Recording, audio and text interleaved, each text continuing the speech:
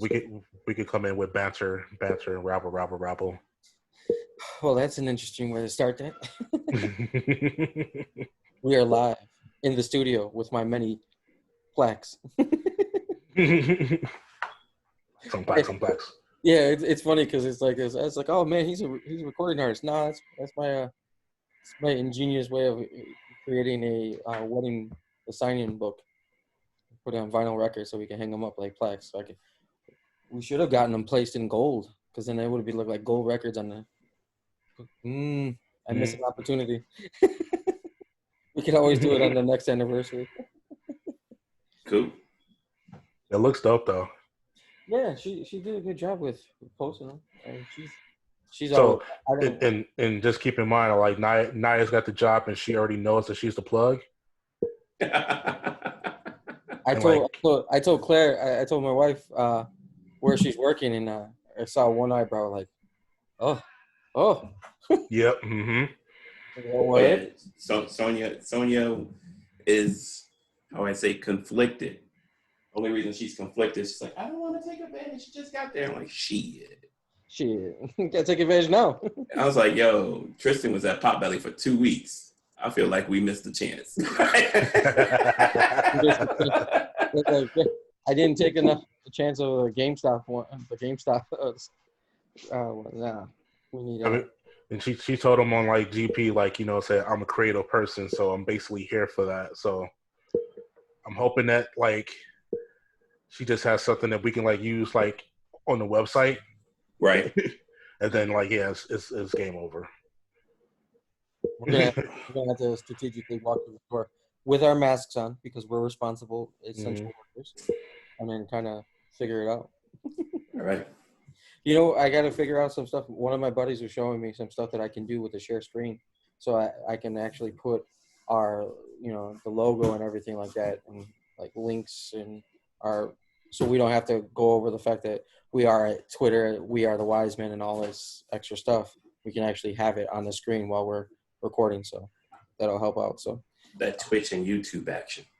Yeah, man, I've been messing around with the Twitch and the Discord a lot lately. So Okay. I'm even running a Madden football league if anybody wants to smoke on Discord. So it's been fun with the Discord using the robot the Me robot to go ahead and automatically show that we're broadcasting and stuff like that. So it's pretty cool. And made that payment for that Kobe edition. No, hell no. I would if I wasn't buying the digital version for the PlayStation. But it comes with the digital version for a PlayStation. No, I understand that. I'm saying but something like a commemorative memorabilia, like I would not trade this in because it's. Oh no. Thing. Yeah, I didn't get that. Kind of like like the whole digital version. Yeah, kind of like the latest Mortal Kombat. I mean, Rod's seen it with the metal covering. I'm not. Yeah. No, I'm not. I can keep for a while, But yeah, it doesn't make any sense because 2K made it all about money now, which is why they might end up losing. It's stupid. So they decided to make it where you created your My Player, but it doesn't carry over to the next gen. Yeah. So then I wouldn't have to spend another 200,000 VC just to get this guy up to 85 to make him at least pro ready. It's like so we're gonna rock out until 19 until we all get to 5, until the Kobe version comes out in the holiday season, which is around December. So it's like that's cool with me. I can still I'm 9% away from the elite double. Wait, when I ordered it today, they said that Kobe digital edition comes out right before Labor Day. Yeah, no. It comes out, so you get it for the current gen. Right, and then you transfer it over. You get the free upgrade. The only thing that transfers over is like when you're doing a card collecting, like for my team shit, with the stuff that makes them money. So I was like, it's the same route that Madden's gone, and they've been very successful. But now, I like to see that the actual hardcore gamers that like the online franchise stuff, it kind of holding them to the fire and saying, no, we're not all about this. You're forgetting about it. The MLB The Show completely screwed the pooch a couple of years ago when they took the online franchises off, because that made it a really cool thing where you can, hey, if you're smart with all these e-gaming leagues that are coming out, like Call of Duty selling out the Wintrust Arena, before COVID-19 hit. It's like you have an opportunity to make some serious money and some serious advertisers, but no, let's just take off the one thing that's competitive and let you spend $300 on a Mike Trout diamond card. And I don't fucking give a shit. I'm gonna rock out with my 78 Nico Horner, and I'm gonna find a way to grass in that game. All the love for Mike Trout out the window. No, I love Mike Trout. Believe me, I think he's above and beyond number one in the league when it comes to that. He's this generation's Griffey. I was gonna go Mickey Mantle, but I like Griffey. I would say because of his defense, and I mean the 300 hitter, and he's gonna end up retiring in a city that he remained loyal to and not win a ring. So I mean, I think LA is cursed. We're gonna test it out with the Lakers. I think LA is cursed when it comes to rings right now. We'll find out. I'm just saying. We'll time stop that. We'll see. I'm gonna tell you right now. Lakers are number one seed, right? They're praying. Clippers are two. Yeah, no, they're not. Clippers are two, right? They're praying to Almighty God that they don't have to see Dame Lillard in the first. No one wants to see Lillard. Ooh, no one wants to see Lillard right there. And they have the team now to compete with them. It's like with Melo shooting lights out, with CJ McCollum, with Nurkic completely healthy, and then you still got Whiteside to bother Dwight Howard. I'm like, you got the team to compete. And you don't have to have a deep roster right now in the playoffs. If you got 8 that are balling out, why not? Why not the Blazers? Yeah. Plus, man, if I was Booker, I might have pulled a LeBron at the end of that last game. Just take my jersey off and throw it as I walk off the court. You go 8-0 in the bubble and you can't get in the playoffs. Like, damn. Did you see what the Nets did or the Phoenix Suns? They put on it's fucking funny. They put that the Brooklyn Nets signed Kevin Hooker, and they gave him a flat top fade and a mustache. Oh, wow. Because they signed him for a 1-day contract. Yeah. Hey, Suns, their future is bright, but that's what happens when you lose for so many years. That you start amassing these number one picks, and they finally start to pan out. I mean, Devin Booker's a walking bucket. So, yeah. How many years he's got left on this contract, though? I think he's probably got 1 or 2, if I'm not mistaken. But, I mean, he's still only like 21, 22 years old. I'm just saying he's in an AD range where he's like, I ain't playing.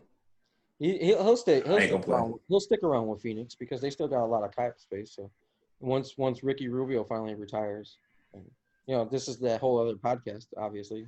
Right. We're very knowledgeable because there's nothing to do except stay home and watch Bleacher Report and shit like that. But yes, we are here for another episode. Yep. 7 days later, we're streaking. That's 3 in a row. 3 weeks in a row. Apologies for my hair, but I'm unapologetically dope, as my shirt says.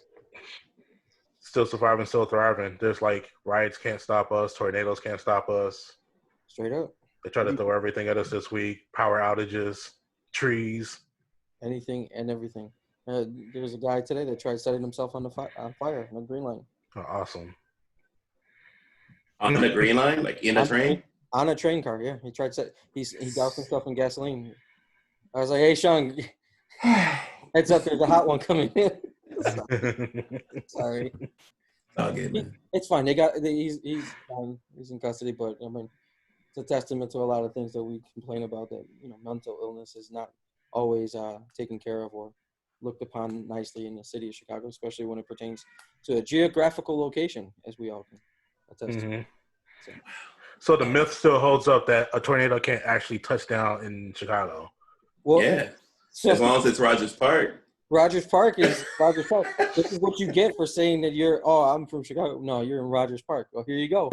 But they registered it as an E1 tornado? Yeah. Yeah. That video was wild. Did you see it? It was all over YouTube.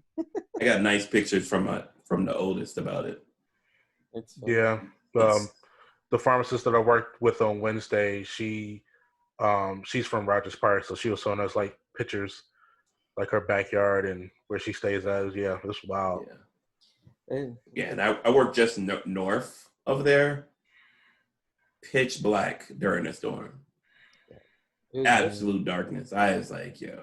It was nuts over here because the lights came on, and then within like seconds, because the wind was so hard over here, all the lights went out. And we never lost power, thank God.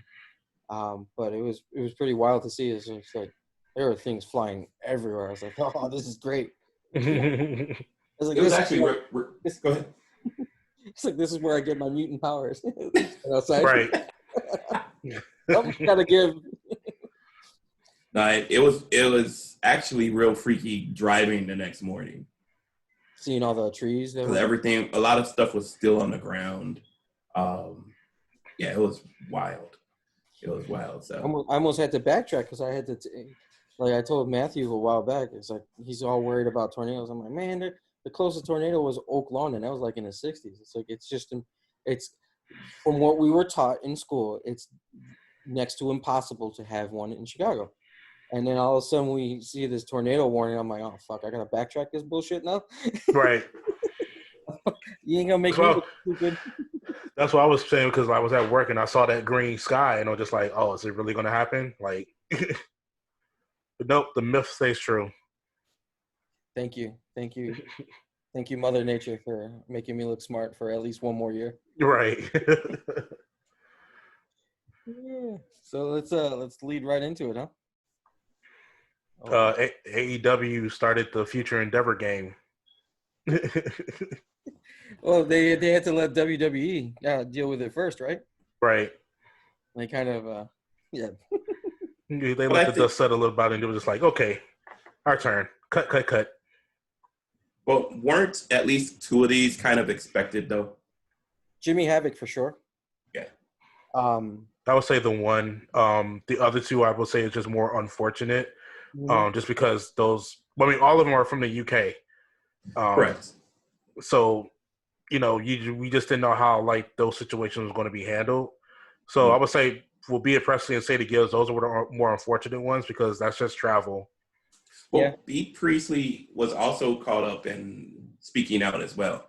With the whole with Will. Yeah, with Ospreay. Yeah, and Will. So that can't get lost in that thought process. We know everybody would. Well, we don't know, but at least AEW was said that they were doing investigations on all the allegations regarding their scars. Are we, considering we've been around the other major brand for a while, are we happy with the way that they've been? I mean, we can call it what it is with the Future Endeavors. They don't want to have. They're a private company. They don't want anything to do with anything. Right. Speaking out movement. Are we happy with their response in handling these situations like this so far? I am because I don't know the right answer. Right. That's what I was kind of leading into. Is like, yeah, I can't tell you what would the right response be. Based on impression that I have, I get the impression that, in my opinion, AEW made more of an effort than the other brand. Okay. They at least, did more than a statement. They said Jimmy Havoc was going into rehab. Sammy Guevara, had his time out, went into rehab. WWE, they put out a statement, but then Austin Theory was like, under the rug, suspended. Yeah, not publicly. He's been off TV since forever.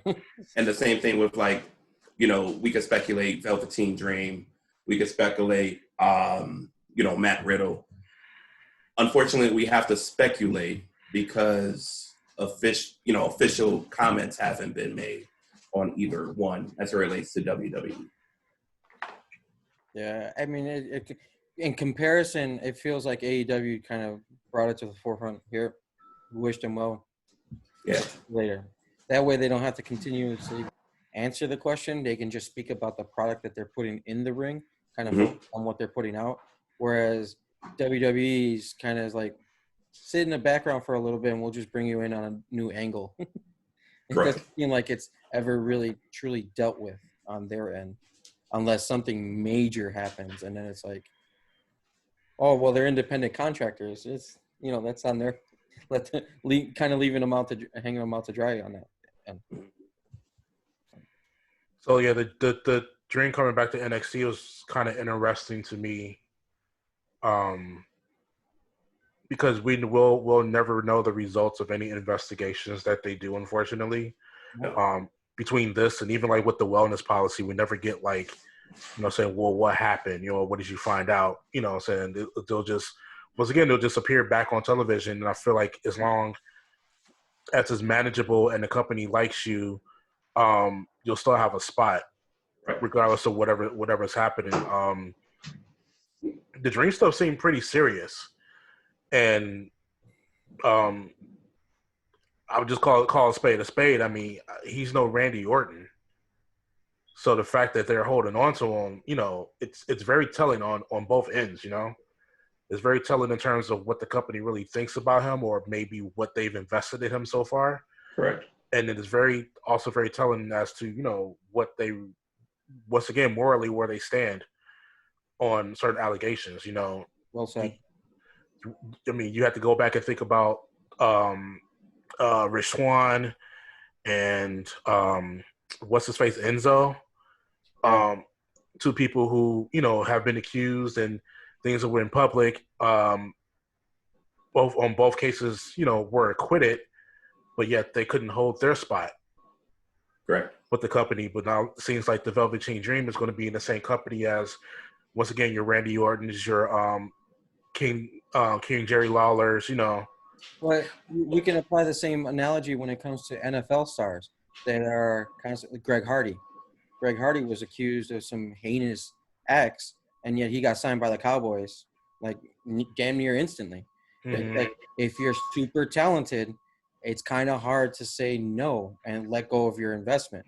But if it's somebody like Enzo who's in the cruiserweight division, it's okay. We can build up somebody else. Well, I'm trying to draw a comparison, but weren't Enzo and Rich Swann actually arrested? Enzo was arrested, but I think he was cleared, if I'm not mistaken. What I'm saying, but the arrest happened, is what I'm saying. The arrest happened, yeah, for sure. There hasn't been an actual arrest with Velveteen Dream. I'm trying to see what the line is for WWE besides talent. If there's a line between being arrested and Jerry was arrested twice. Who was? Jerry Lawler. Yeah. So, no, I don't think that's the line. Okay.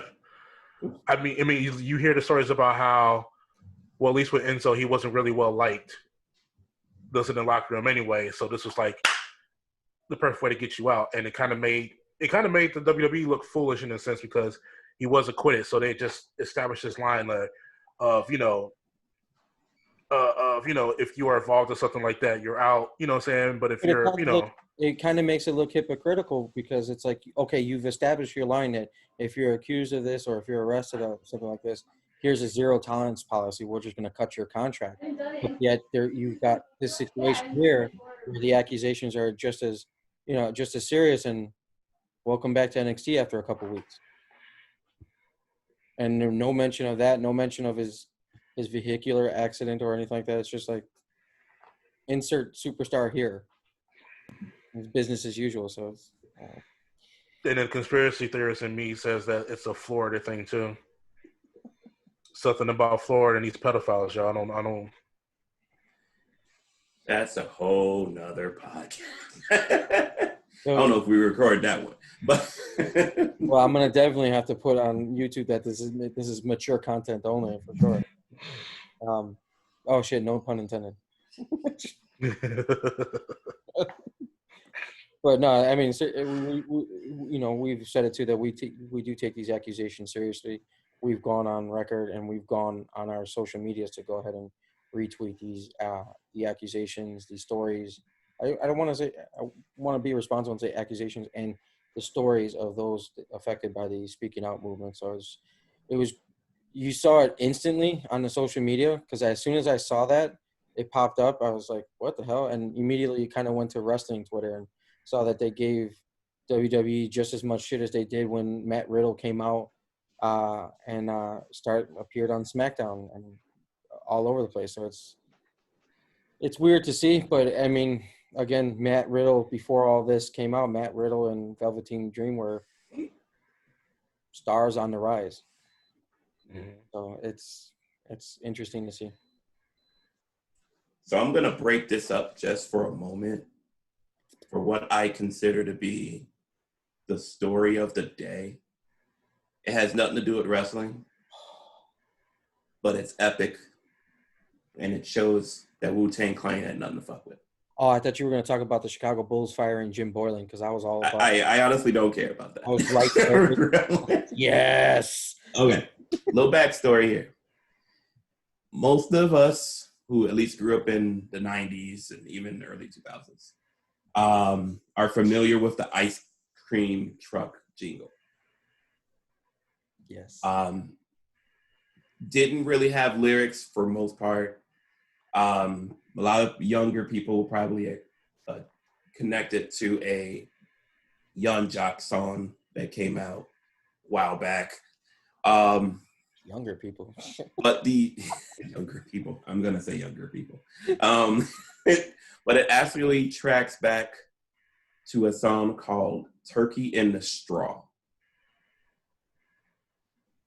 That goes back to the 1800s. That has racist and slave time undertones.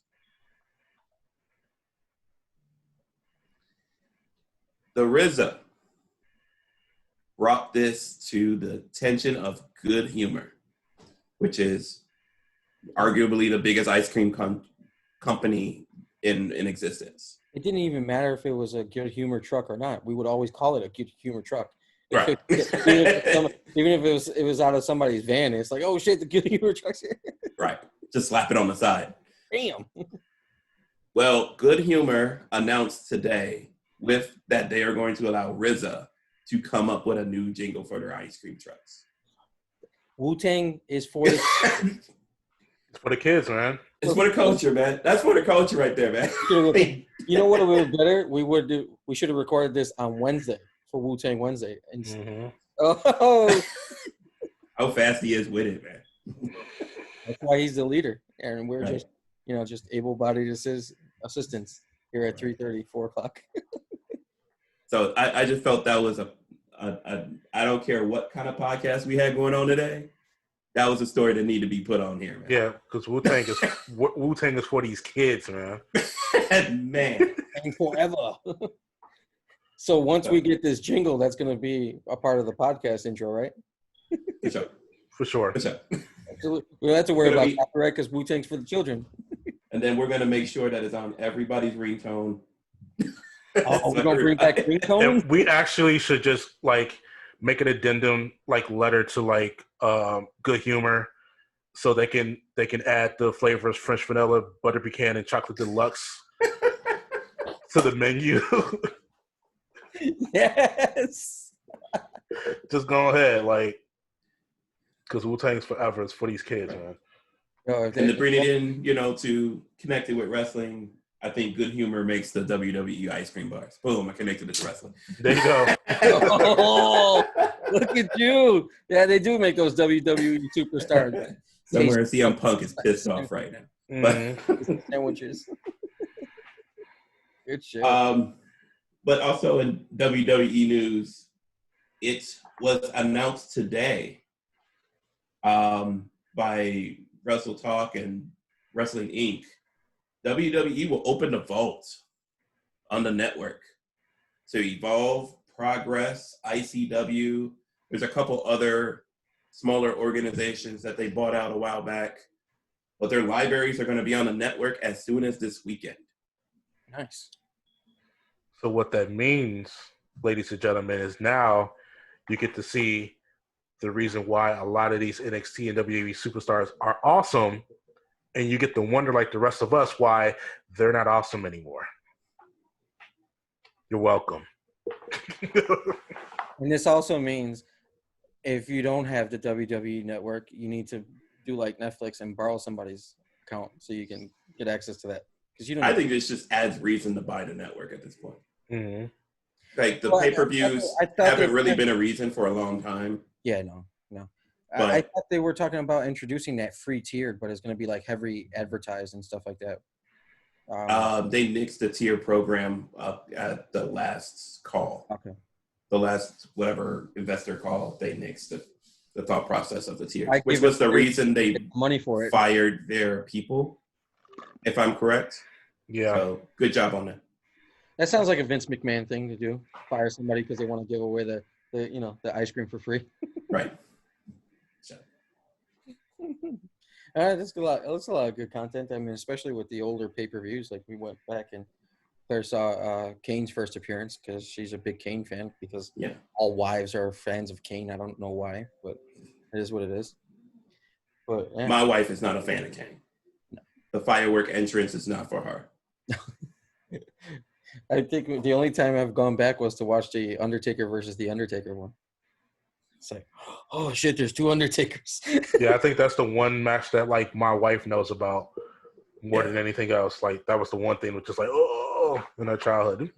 I've gone back to watch like old Nitros and old and Attitude Era Raws.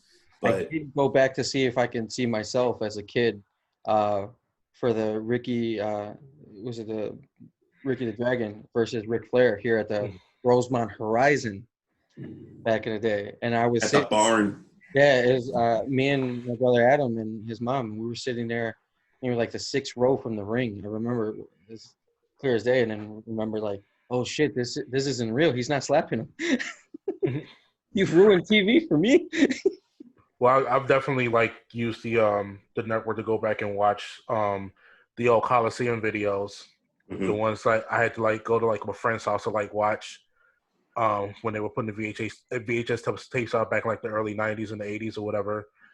Going back and watching like when like young like Bret Hart, you know what I'm saying, going in and basically at the time they were kind of using him at the beginning of his career when he really wasn't on TV. They were kind of using him to kind of like break in other dudes in like those matches.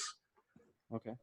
Or whatever. So yeah, I've enjoyed the Coliseum stuff, the old stuff really. That I vaguely remember what I wanted to go back and watch. Old Mr. Perfect matches. I probably might throw like $10 towards it again because I've been wanting to go back and watch some stuff from like 91, 92 that I'm vaguely remembering as well. There was like some good wrestling in the mix of all of that craziness. Was it the In Your House was it the In Your House pay-per-view where Shawn Michaels came down on the zip line with the fireworks? Yes. Yes. That's the one I have to rewatch again because I watched that on the black box. And when he was coming in, I was like, oh, this is so cool. Scramble, scramble, shit. So I wouldn't mind watching that again. That would be pretty cool. Maybe we just rotate on each month. Or find somebody that has Right. Oh wait! Oh yeah, that's right. Yeah, we would. I was like, well, I get it streamed. At least we could watch the pay-per-views live for, no call. I don't want to say it out loud. I got a hookup. We can talk offline. That's what's up. All right. So speaking of Vince and investor calls, he says he came up with the concept of building new stars. How do we build new stars? Let's start there. Because this feels like right now in the COVID situation where wrestling is hanging on. You can't really say hanging on by a thread. It's doing pretty well. Yeah. And it's doing pretty well regardless of the fact of the bigger stars not really being active. Roman Reigns being at home and Kevin Owens kind of checking in and out. You have to kind of be in this mode where you got to build new stars for that next generation so that when everything comes back online, that you're not kind of finding yourself in a situation where you're dependent on one person that can't be there all the time. How do we build new stars? First, I want to make sure to point out that it's necessary right now, more than ever. Mm-hmm. And the reason I say necessary is, again, just another news report that came out just before we started recording. At the April 3rd tapings, or was it last week, WWE reported production issues that caused them to change their taping schedule. And it's come out within the last couple hours that the production issues were more positive COVID tests. Oh.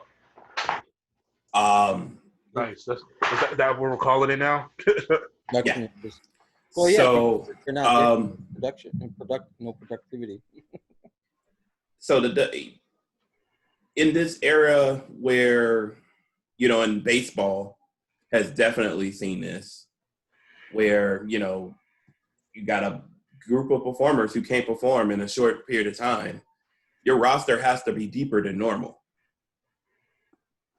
People have to be ready, and you can't just, you know, I can say it, you can't pull an AEW and just throw people that no one knows out there to kind of keep your show going. So you got to rotate people in, show them to the people, so that way when you need them and they have to appear on TV,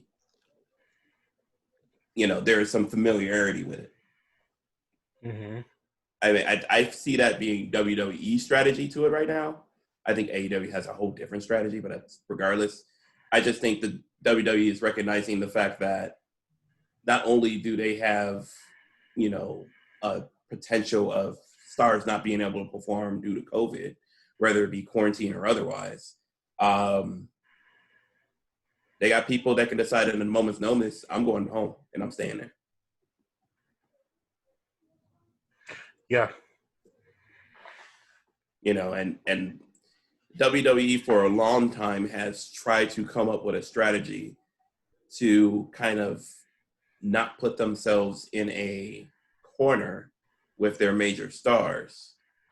You know, the way Cena did, the way, you know, Roman Reigns did for, I would say, a very short period of time, where, you know, and Brock Lesnar definitely has, where, you know, WWE feels, you know, the need to do whatever it takes to get these people on TV, whatever, you know, concessions they need, whatever money you have to give them. You know, WWE has worked to get out of that for a while. And oh my God, they, you know, thought up with the idea that they need to build new stars as kind of a solution to that.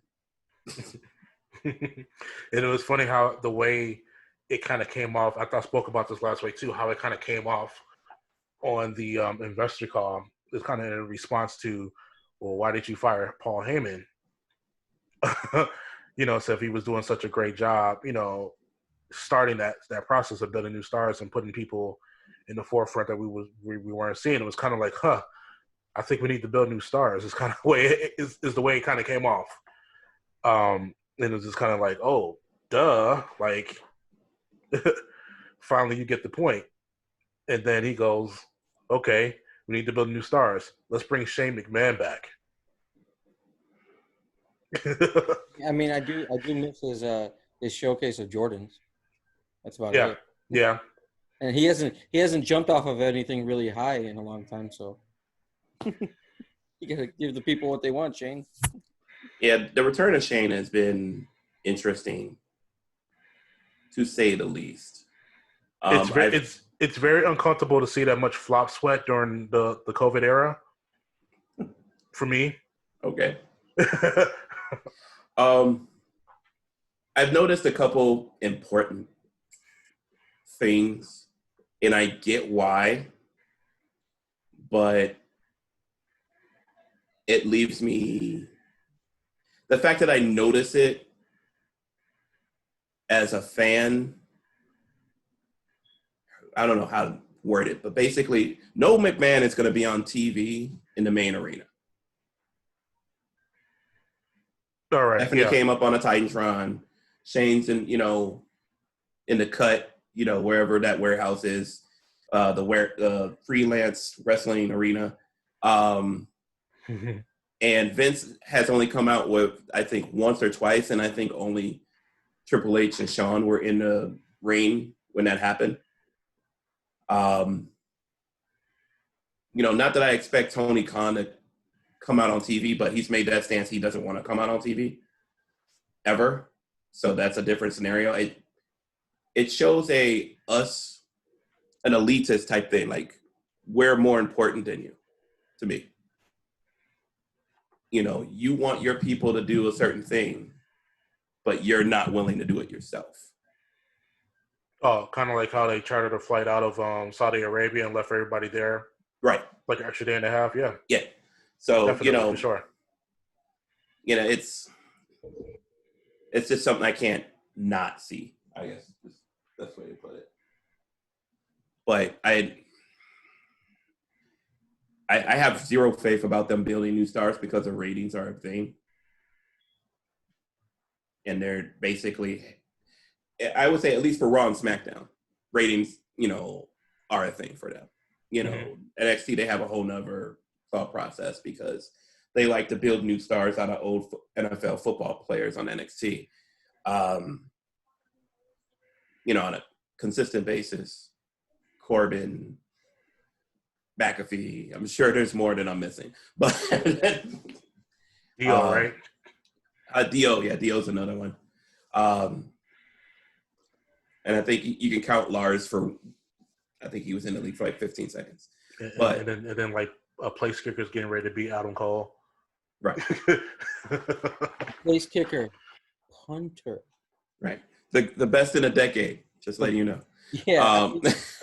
Hey, he's made some dope ass tackles too. So yeah. let's give him. I mean, I saw his video, Pat McAfee's video of him training. He could do moonsaults.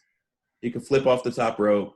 I mean, I'm not going to discount his athleticism, but I'm not going to call him a wrestler either. But we got to be done. We got to draw the line because, like, if Martin Gramatica shows up on NXT, I'm done.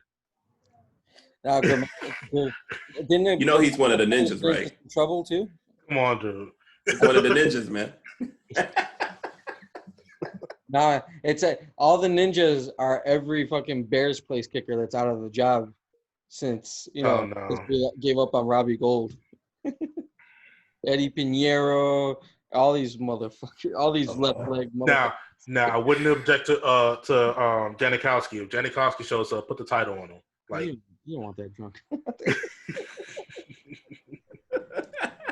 don't want that big ass drunk dude coming out. What are you gonna do? The Legion of Boom, and it's all a bunch of punters. Him was it Marquette King? Boom. But I mean, since this statement that Vince made is at least 2 weeks old, yeah, have we seen anything of this in the 2 weeks? So here's what's happened in lieu of and after like these 2 weeks. We got Raw Underground, which is basically Pit Fighter, Pit Fighter for the PG era. I can't remember the name of the one guy. I remember he showed up at NXT and then he kind of disappeared. But the one big dude that they're toting out there every week with the dreads. Yeah, Barbara Dewey, something like that. Yeah. Yeah. So I know that when I saw him, I was like, okay, they created something. Well, first of all, let's just call a spade a spade. This is reactionary. Because I feel like this is a decent concept if there was a game plan, it was thought out. But this not what happened. No. You know what I mean? This is purely reactionary, and that's why it comes off as cheesy as it does. You know what would be cool? You could have used this to do an introduction to like intergender wrestling. Like have Baszler beat up on some of the like lesser superstars. We've done so much with this. This is one of those things where it's like, I'm telling you, like Vince has this other obsession with beating the UFC, and I feel like he's already won. You've already won in terms of numbers and revenue, but this just feels like beating a dead horse. And so we're taking shots at Dana again, and we're doing this fake shoot fighting thing. It's nice as a concept if it only sticks around for a few weeks, but we can't do wrestling entertainment shoot fighting as a thing. It's just not. Not if it's not going to be stiff. Yeah, no. And it's not even stiff right now. No. I mean, last week, our guy won a match by grabbing somebody in the balls. Yeah. Straight from like a 90s B-movie kung fu flick. Yo, it was Bloodsport 7. That was in the Onion movie. Y'all don't know about the Onion movie. Rod knows about the Onion movie because I made him watch it once. Yes. Even Sekou as the cock puncher. and he defeats you by punching you in the balls. It was like Balls of Fury. Wasn't that the parody of Mortal Kombat? Yeah, sometimes. That was horrible. So it was almost exciting because it's like, okay, great. Something cool. If they're going to do this, that means Raw is technically 2 hours again, and we're going to get something completely different. But no, they're not doing it right. They're not doing it right, and you can tell by the second week, it was almost a foregone conclusion that Shayna Baszler was going to show up. But what was she going to do? When you couple that, and just kind of bring it back around, let you have it. When you couple Shayna Baszler showing up there for the second week, you couple that with the statement that Vince made about Shayna Baszler several weeks ago about how he kind of just gave up on her, doesn't see her as a star. We know she's kind of shoehorned in the Raw right now to take Natty's place since she was out for a while. And then you just kind of throwing her at this, you're just kind of throwing things at the wall and throwing people at the wall. And it's just, no. Yeah. This is not how you build a star. Yeah. I mean, we know what the placeholders are, Liv Morgan, but the repackaged Liv Morgan, and she's off right now. And Natty's hurt, right? Again? No. Yeah. Natty came back. Natty came back? She came back with Lana and this First Wives Club looking thing they got going. Oh, God. But, I mean, getting back to this, like, underground, it was intriguing for the first week because it looked like it was something that was going to promote that, bring the Hurt business to the next step, should I say, as a stable. And went and whooped everybody's ass. And that was intriguing. At least it made them look strong. But then the very next week, they made no mention of it as if it didn't happen. Right. Like you would think there'd be, I'm going to use the word, retribution. Oh, wait, you got to shake the cameras. Oh, retribution! Oh. Considering 3 guys just walked in and wrecked your shop, Mr. Shane. But no mention of it. I don't even think we saw MVP and his crew out there the next week. Like, so here's what I see. I see them letting Bobby Lashley come into this environment and just wreck shop, right? Have him be the one that throws guys left and right, up and down or whatever, because we got this aggressive Bobby Lashley now, which is great. This is good for business, what he should have been the whole time. And then all of a sudden one day, while he's going through all of this, Paul Heyman shows up. And then you know what time it is. The problem with that is we're not building new stars. No. That's what I'm saying. Like, you talk about building new stars, but the people we're talking about are 15-plus year veterans of the game. We have let's just call it, a Nation of Domination 0.5. Built of stars who were, if I'm correct, were actually at least around the WWE time, if not started right after. So it's, they're not new to the game.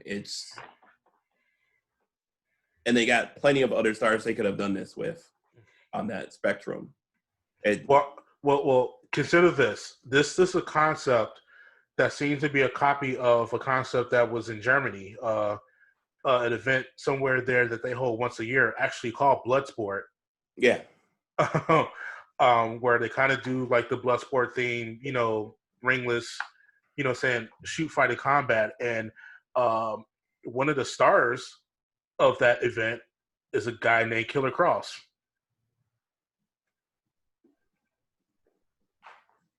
Don't give your hopes up. Killer Cross ain't showing up on Raw Underground. Right, exactly. You bet you're throwing fireballs at Keith Lee. Just because he looks like a Dragon Ball Z character doesn't mean that we got to do this. That's a whole other thing. That's all. 2020 and we using fireballs. All right.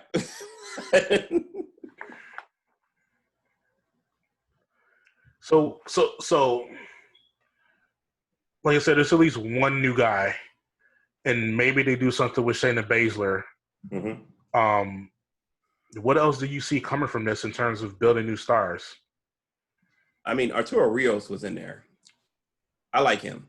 I mean, I've liked him from Evolve and, you know, NXT and stuff to that effect.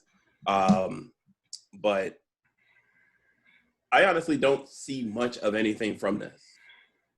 To be frank, you can't keep this within the confines of whatever warehouse they're in and it be taken seriously. You know, if this was used as what I thought was going to happen when they first started doing it, is that Shane had these group of people, you know, that were, you know, show that they were pit fighters and they were willing to take anybody out, all that good shit. And then Shane like, all right, now that you've seen them, I'm going to bring them into the Performance Center and I'm going to wreck shop with my crew. Maybe I make way too much sense, but that's not what happened. That appeared to be what happened. Like Shane's like, yo, I got these real fighters while you guys are fucking slap boxing in a WWE ring. Yeah, that's another interesting way to go about it. You know, and yeah, reactionary is definitely a great word. You know, because you can see they kind of just threw this at the wall, and they were kind of throwing us at the wall to pique interest. That third hour of Raw and the ratings is still plummeting. Oh, yeah. So it's not making, well, within the 2 weeks that they've been doing it, it hasn't made a difference. No. In terms of solving any ratings problems. It's not going to. At least right now. I mean, especially with the NBA playoffs, just literally within the next couple of days, going to be starting NHL playoffs. They're going to be losing these battles left and right. Mm-hmm. They're going to have to they're going to have to go right back to the dartboard. Yeah. Here's my suggestion on how you can make this segment better. Pre-tape it. I thought it is pre-taped. I thought it was pre-taped. They're going back to live next week. And even the stuff that's pre-taped is pre-taped only 2 weeks at a time. Okay. Now, the interesting thing about this is Raw, another news item, WWE is moving all of their production to the Amway Center. That's the home of the Orlando Magics, right? The Magic. Yeah, the Orlando Magic. Right. So how does Raw Underground work there? You know, do you still tape it at, the back room of the Performance Center, which you're trying to get back to training for? Because that's one of the reasons they're moving. It's because they want to get back to training people in the Performance Center. And if you keep bringing people in there showing up positive, it's not exactly an invitable workspace. And then, if you got people training at the Performance Center who are going to be your fans on Raw, but it's another story. Like I said, my answer to that is to pre-tape it, because the other promotion that actually took this kind of underground setting and made it semi-successful and actually built a whole bunch of stars around was a show called Lucha Underground. Yeah. I don't see why, you don't just, if you want to copy an idea, copy a good one. Sure. And if we're talking about, if we're talking about really containing this and controlling this and really working at this, you can always build a set, that doesn't change the look and feel of what you're trying to do, depending on where, so no matter where you're trying to film it. But you have to be in control of it like that. You have to be in control of the whole thing. You can't just, okay, we're just going to slap something together and see what happens. Like, once again, like NBC paid $1 billion for this. Fox did not. No, NBC did too. NBC too, yeah. NBC did $1 billion too. Yeah, because they own the USA Network and stuff like that. Well, I know that. I didn't know that figure was $1 billion. No, like the figure that NBC ended up paying was about 1.3. Okay. When it was all said and done. So yeah. Now to add, contrast, you know, as it relates to building new stars, what is AEW doing that's different?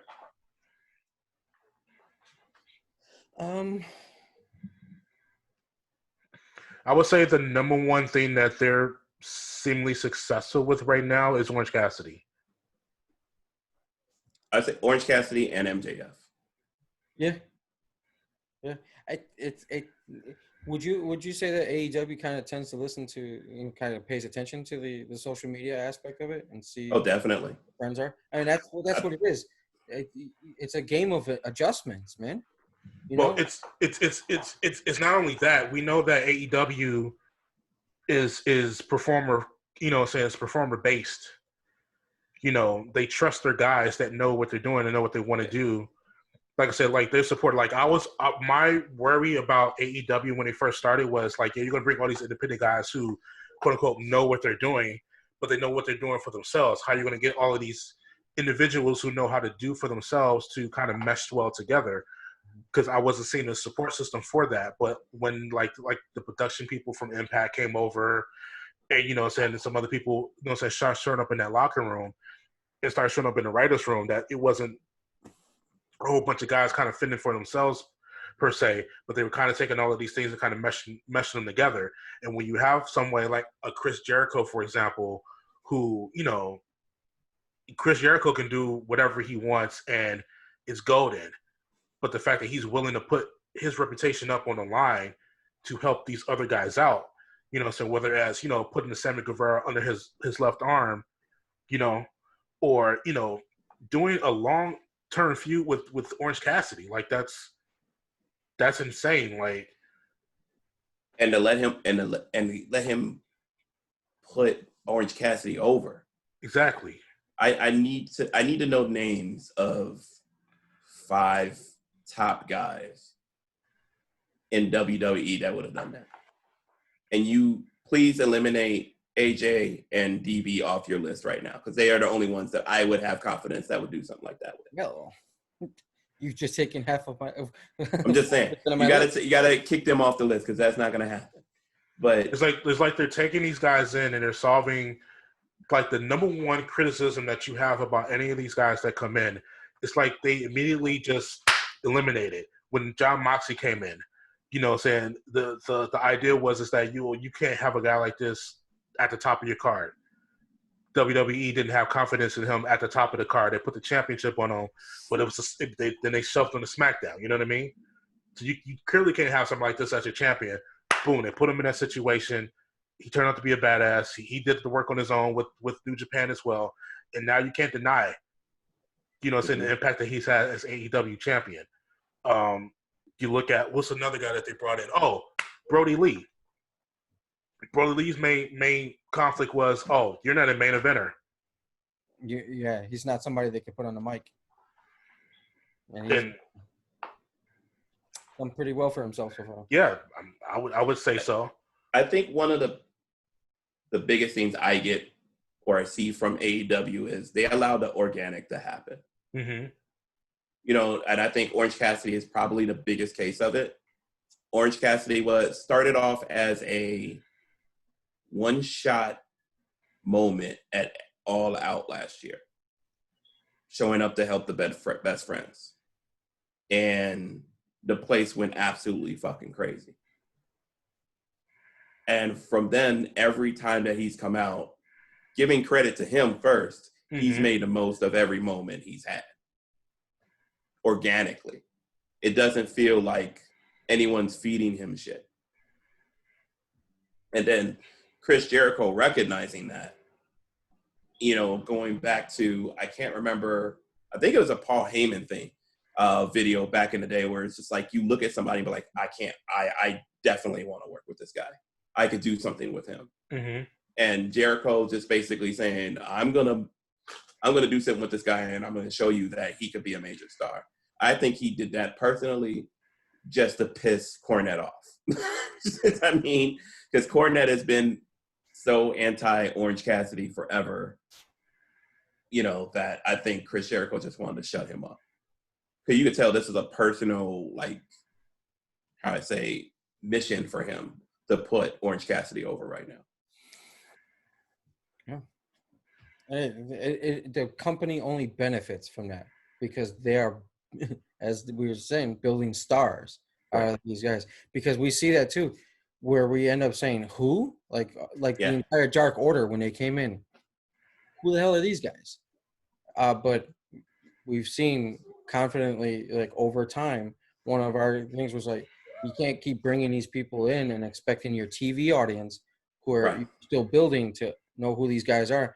Now they've kind of adjusted it. Like I said, it's just a simple game of adjustments with AEW because they have something to compare to, all around them. So it's like, okay, let's listen to our fans. We're getting an embarrassment of riches when it comes to this stuff. I'm looking at the Dark Order and the two main guys, the tag team, Stu Grayson and Evil Uno. I'm looking at that situation. I'm looking at it as, okay, well, I'm looking at Evil Uno especially because I feel like the story was, okay, you guys worked hard to get to this point. We're just going to get you in, get you taken care of, and saying we'll do what we can, but here's an opportunity for you to kind of take care of yourself, so that when you're ready, saying we can put you guys back out there and it'll actually mean something. Evil Uno has dropped a lot of weight. Sincere amount of weight, and that was from when they first had their. I mean, because we compared his athleticism to somewhat of the Viking Raiders when they went all out for was it Fight for the Fallen? Yeah, had that match. I mean, because that was an amazing. Was it the triple tag team match? Mm-hmm. And he, for as big as the dude was, I mean, he was moving pretty fucking good, but he's lost an enormous amount of weight. They look good. They're putting in the work. Yeah, so it says something when you give people a certain opportunity and you put them on the contract and say, hey, you don't have to worry about where your next meal is going to come from. Right. So how you're going to pay the rent next month, and now you can just focus on career. Yeah. And that backstage stuff, that locker room stuff, it's just as much as important to star building as creative and what you can do out there. And it's also very telling about the talent that they're bringing in and the commitment to bettering themselves, improving their, because we all say that these independent contractors are in control of their own brand. I was like, yo, if you're showing us the commitment that you're gonna get in this great shape and then just can kind of elevate yourself on your own, that's only a return on their investment into them. Right. That's like you said, that's good that they don't have to worry about that. It's less pressure. Let me focus on this and get it right, man. That's a win-win. And you can see the difference how it's handled with the WWE versus AEW. In terms of people kind of having to do so much for themselves in order to help get themselves over.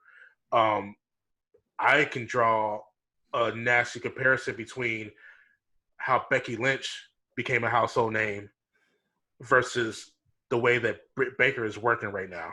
Mm-hmm. I made the comment on this podcast several times that saying everything that Becky Lynch was doing from the time that she got her nose busted open, it was awesome. Yep. But you can tell that was her, and that the company supporting her. And even when the company decided they wanted to get involved, it clashed with everything that she built on her own.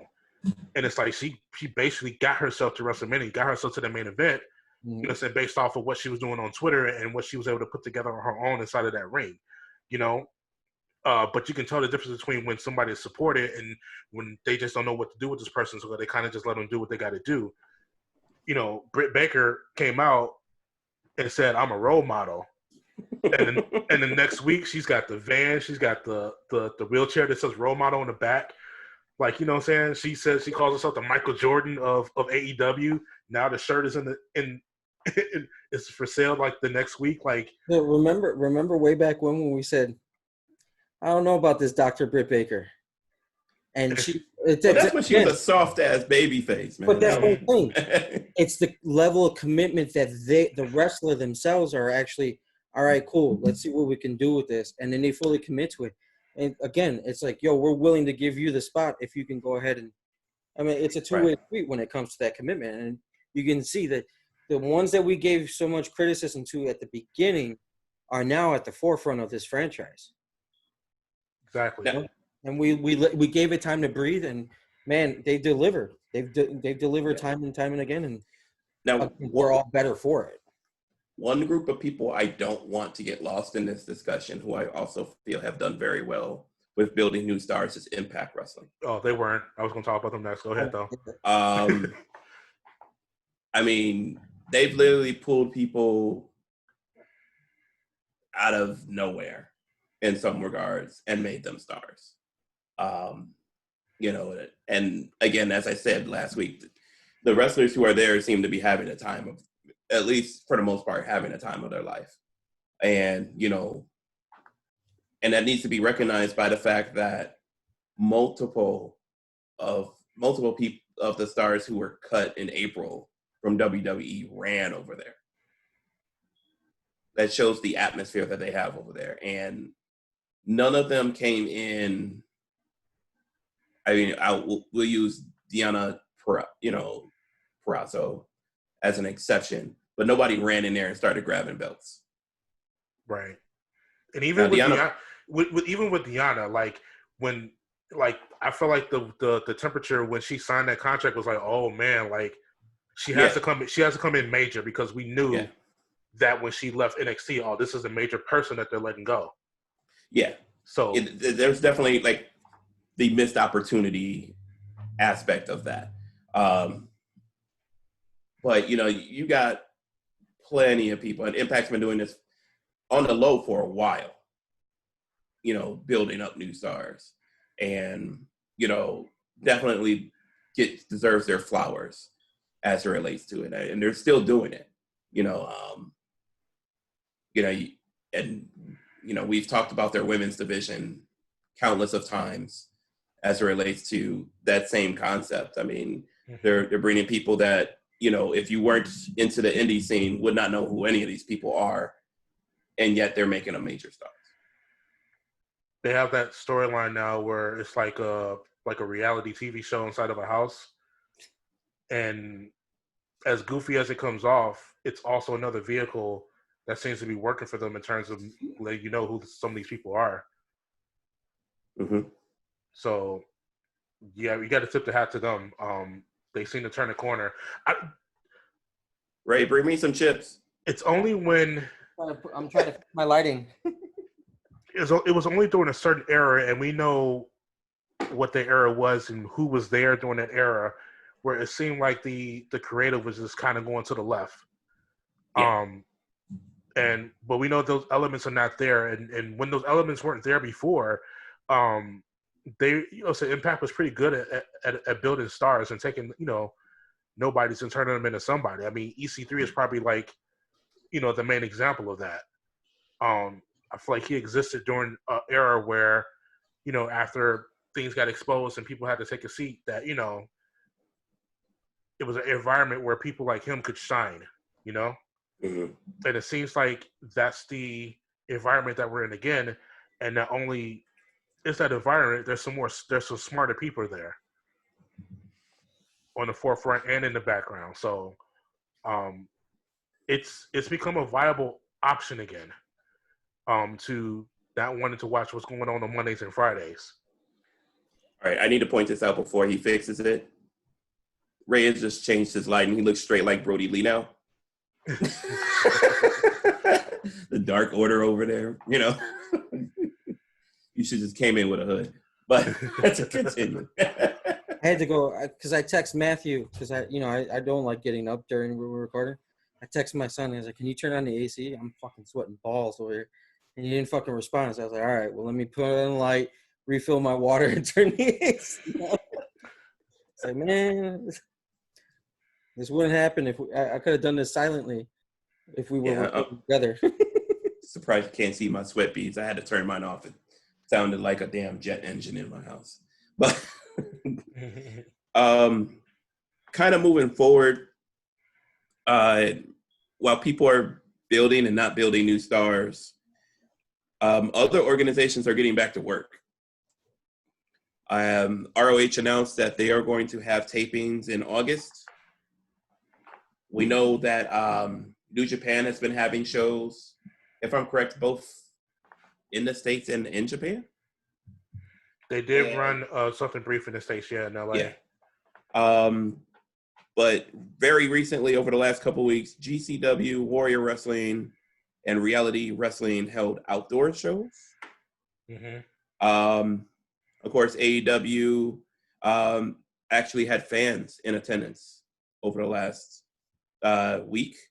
And then we know what WWE and Impact have been doing ever since the pandemic started. What is your thoughts on, is wrestling back? But more importantly, how do you feel about the return to tapings, the return to shows, who's doing it right? And we have already established who's doing it wrong.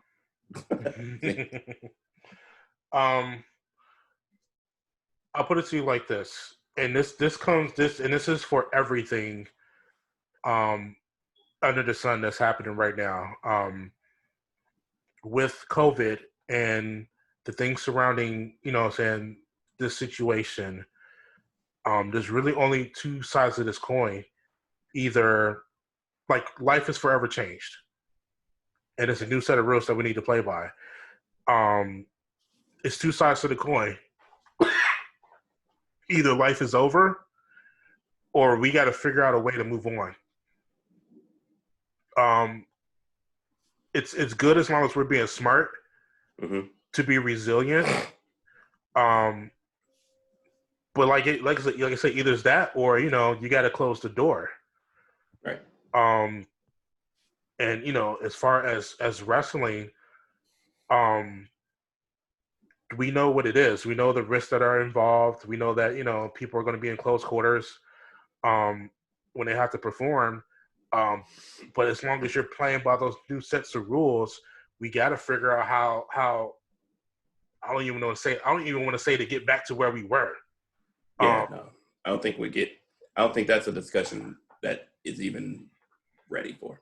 Right, but we do have to, figure out how to move forward.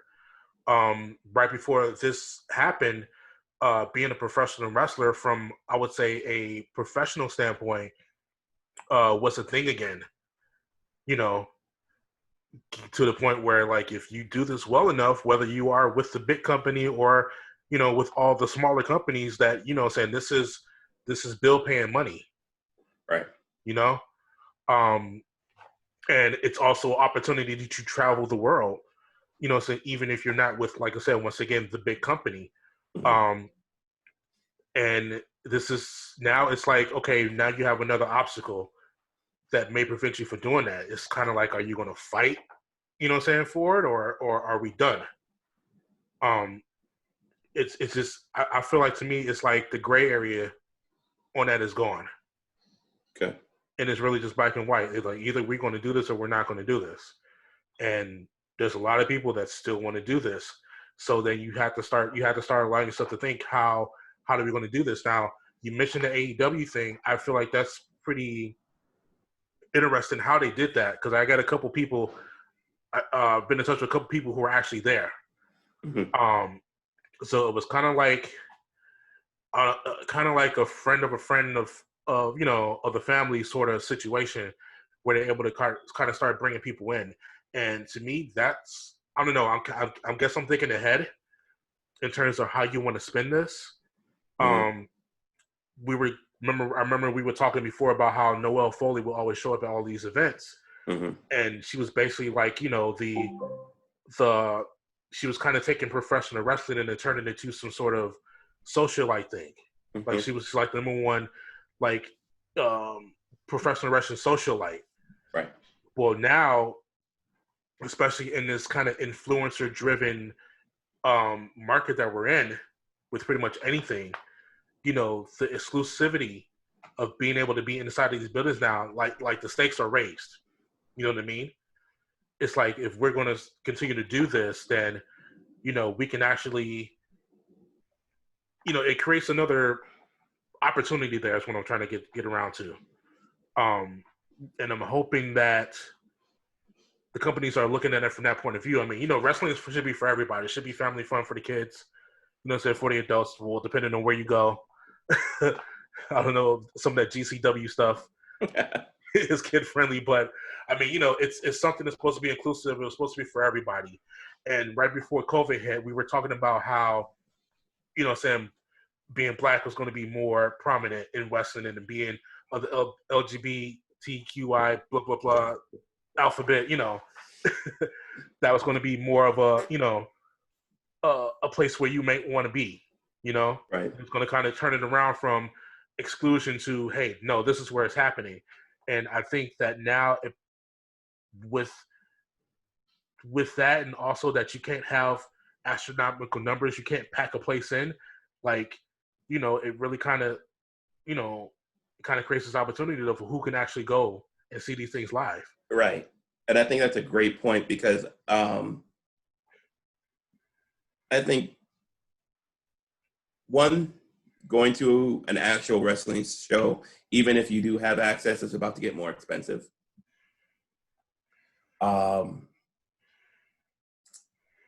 Two, I've definitely seen some creativity as it relates to trying to get wrestling back in front of people. Mm-hmm. I must admit, now, while it's not the first time that it's happened, I was very intrigued by what Warrior Wrestling did. Warrior Wrestling has been for quite some time your stereotypical high school gym, you know, showcase. And they moved it to the football field. I think as able, meaning, you know, as, you know, weather permits, you know, that's a very viable option, because you can spread out everybody out and everything like that. Mm-hmm. But it's definitely an individual choice about if you're comfortable not going to a show, performing at a show, etc. You know, I'm very intrigued to see who makes it back and who doesn't. You know, to be honest with you, I was surprised ROH came back before NWA. Considering the already isolated state of their production for NWA. You know, their production didn't need fans. It was nice that they had fans, but it didn't need fans. Mm-hmm. So I was very surprised they didn't come back. I'm surprised local organizations like Freelance and AEW haven't come back.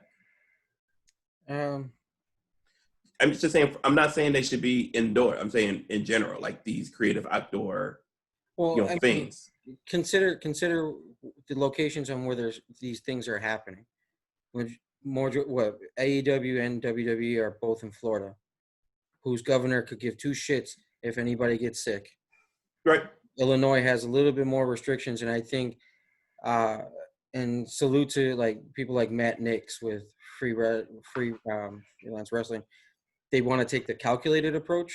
I mean, we're all clamoring for it. And shit, at their first show that we're able to attend, I'm pretty sure we'll be in the front row.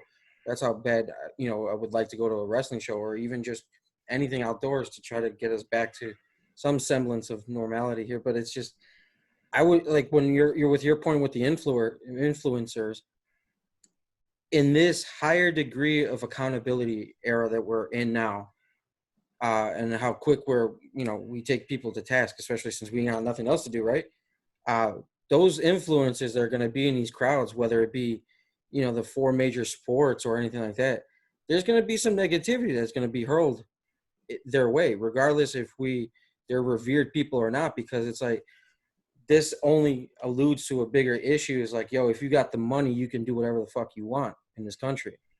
Whereas us, we're going to have to subscribe to Fight TV or some other streaming service just so we can watch it online, while these people are sitting there risking everything just to go ahead and watch it and post a couple pictures on their social media and get paid for it. It's like, there's got to be some careful treading around with that kind of thing, because sure as hell, especially with the essential workers, it's like, yo, really? You're just gonna live your life? We gotta live vicariously through your social media while everybody's at home? It's like, that's why you kind of seen like maybe some of these influencers kind of slowing down on the bullshit.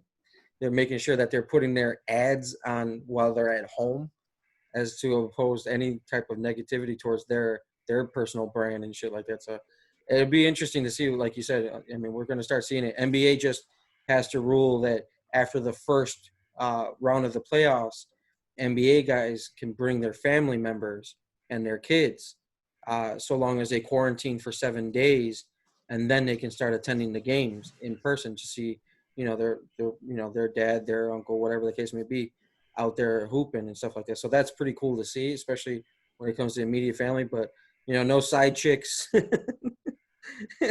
no Kendall Jenners sitting front row trying to distract any other. That's what I'm saying when it comes to these influencers, because I think we've had enough. Like the people that are seeing, socially aware of what's going on around us. Like, I don't want to see a Kardashian sitting in the fucking NBA, because all that's going to do is just that negative backlash towards them. It's like, if they're smart about their money, they just stay the fuck out of these arenas. But it's going to be interesting to see when they finally start letting people in. Illinois, I don't think we're going to see anything for a while. It's going to be. But no, I mean, Warrior Wrestling just had one. But they had it outdoors, and you could watch it by TV. That's what I want to see too. But I was like, can a brand like Freelance pull something off like that? Yeah, I definitely. I think it's more. I think it has more to do with the personnel, the amount of personnel that people have, and these promotions have, and the pool that they have. Because you were mentioning something about NWA, and you kind of surprised. You forget, like, the sole person that was responsible for all of their editing and all of their production is out of there. He's gone. So it's like, I think with NWA it's more of a personnel problem. They got to find people, skilled people to come back to work. I think the wrestlers are still on board. Only a couple of them have really asked for their releases. But for the most part, like, most of them are willing to go back to work. I think it's production. And I think the personnel isn't there. They were, it's great that the guy who runs it is saying that, there is an NWA. He didn't go through all this for it to just kind of go away. But he's got to find people to come to work.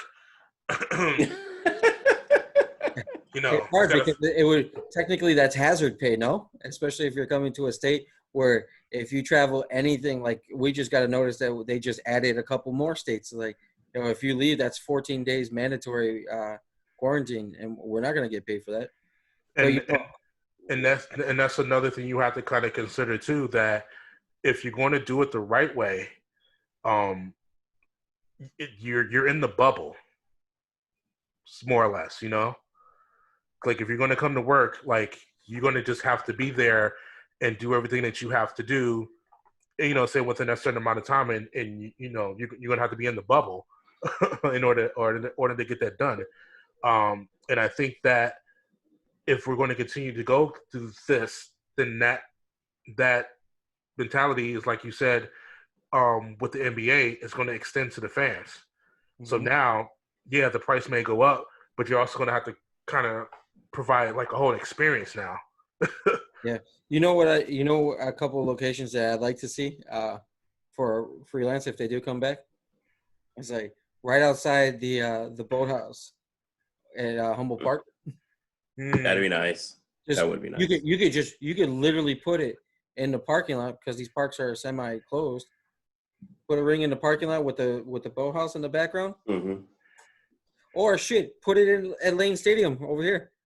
That way I could walk there. stare through the gate. Actually, that would not be a bad location either. I mean, if Warriors it's based on football stadium, the potential, wide openness, you could definitely, pull off the social distancing and everything like that. Could use some money, especially since they're giving everybody back refunds for all the canceled spring activities for all the kids. And I think the schools is going to be looking at it the same way. If we can't get schools open in time, they may be a little bit more open to, taking some money for events as well. Yeah. So there's opportunity. I mean, they're going to get their federal bailout, whatever the case may be. But in the meantime, make it whatever you can make it. Shit, I would even do it just like the like in the baseball field, in the Little Cubs field at Humboldt Park. Why not? I mean, Humboldt Park's you're just go straight down Kedzie from Logan Square Yeah. Auditorium, or do it in the father and son parking lot. I don't give a shit. It's closed right there too. Father and son parking lot. They're not using it. They took all the gates down. It's all done. It's done. But that's the thing. It's like I think that wrestling on this level goes back underground, and it doesn't go back underground to be the inferior product. It goes underground to be the exclusive product. Correct. We get to kind of go back to those dirt sheet days where maybe you might be privy to what's going on there unless you're subscribed to this streaming service or you follow this person or you subscribe to this newsletter and it won't be Meltzer. No, it won't be Meltzer. No, at all. There's gonna be some voices that come out. Mm-hmm. Just to like the tie in podcast. One last thing as it relates to the WWE and its connection to the NBA. WWE will entertain the possibility of virtual fans in attendance for SummerSlam. Do they even have a location for SummerSlam? Amway. They're gonna do it in Amway. Okay. Yeah. Because they were hurting. Yeah. So why it looks like they're going to take a AEW path for their foreseeable future, holding all their shows inside the Amway Center, where they're able to have bigger production. I definitely want to see how WWE is going to change their camera angles, because I felt AEW has done a great job. Like this? Yeah. Underground, motherfuckers. The challenge AEW has had to overcome is not making a large stadium look cavernous. I should use more of Matt Hardy's drones. Exactly. And I mean, it'll be interesting, especially in that basketball arena. That is one of the more spacious and modern NBA arenas too, with the renovations that they've done at the Amway. So it'd be interesting to see it. Do we get Pyro back? I definitely think you get Pyro back. Well, I would say for SummerSlam you get Pyro back. There's money in the budget for it. The only good thing I can see out of this, and I hope that it's happening, is that more jobs are coming back to WWE. As far as the production crew and coming back like that, yeah, they're at risk, but some of them, unfortunately, like as we know, if you don't work, how the hell are you going to feed and protect your family? So, if it results in a few more jobs being added to the crew rather than 5 cameramen, because I'm all for it, because you can kind of socially distance these cameras all over the place and not have to worry about impugning on the fans behind you or around you their view. You could probably do some good stuff if they paid attention and do it right. I mean, they've got a product in AEW to kind of take a look at as an example of what they can improve on and, or what they can add. So, yeah. Be interesting. If they use that sideline camera just like the NBA uses during their bubble games, I'm for it. Because that's a pretty damn good camera. It's a pretty damn good camera. It's like we need hidden cameras in the belt buckles too. I need some old school shit. Give me the overhead NFL camera for the kickoffs. I want something like that. Give me some ingenuity. Give me something cool here. Yeah, for sure. We're definitely gonna do something to kind of take our eyes away from an empty arena or a semi-empty arena and all of that good stuff.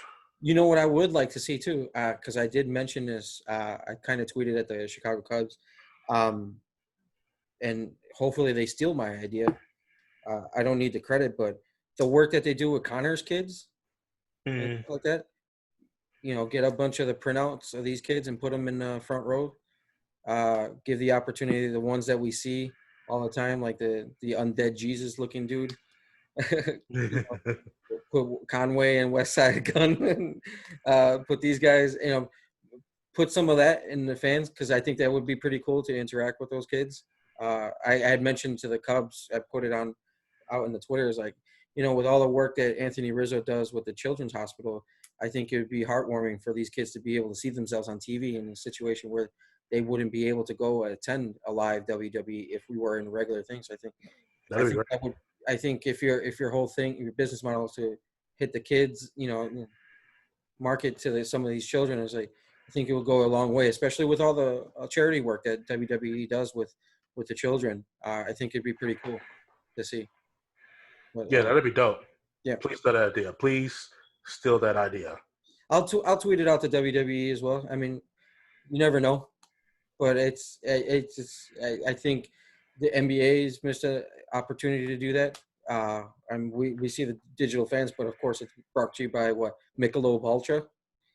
So I mean, not everything has to be with sponsors, but I think in this time we can't forget about the kids who are probably immensely suffering because of everything that's going on around us. I think it'd be a nice little goodwill rather than talking about another positive test at the PC.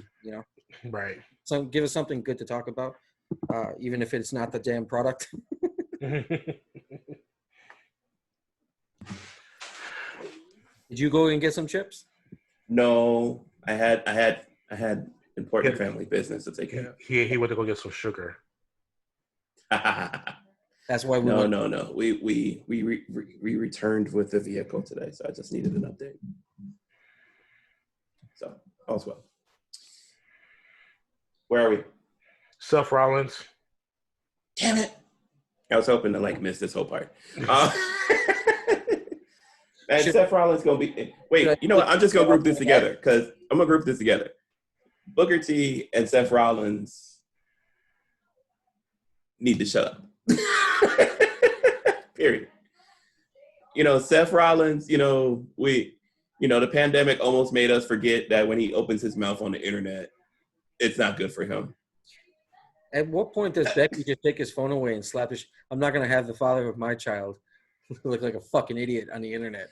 And the sad thing is, I don't know. I at this point, I'm grouping Seth Rollins as the Kanye of WWE as it relates to his Twitter feed.